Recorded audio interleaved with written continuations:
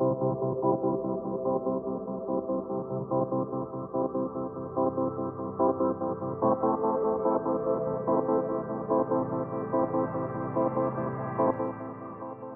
I first started practice, I thought I would practice for 10 years and then go into teaching. Many rural physicians like me have done that. They've practiced for a while and then they've left their rural place of practice for an urban academic position. What happened to me is I had the opportunity to teach students in my practice and then heard about this rural training track arrangement that actually allowed physicians to stay in their rural place and teach. I now am involved in teaching medical students and nurse practitioners, pharmacy students, as well as resident physicians. If you want to train a physician to practice in a rural community, the best place to do that is in a rural community.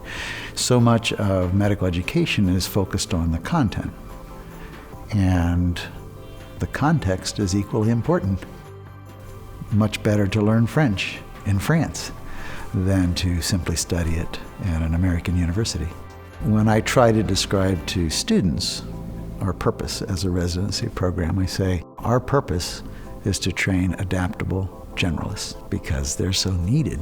You need physicians who can adapt to what's needed so that if your community doesn't have a psychiatrist, as a family physician, I might start to do more psychiatry. Well, my experience here was unique in that I got one-on-one attention from the faculty. It wasn't a TA who was teaching the class.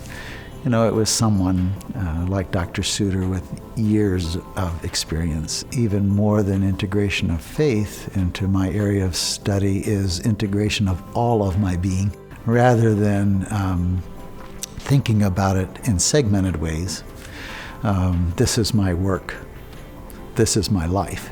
Instead, it was, this is my life. This is my calling. The other thing that is probably important is the whole idea of service, servant leadership. Choosing to put aside my needs for a moment for the purpose of the patient who's in front of me. And that's something that I have to do every day.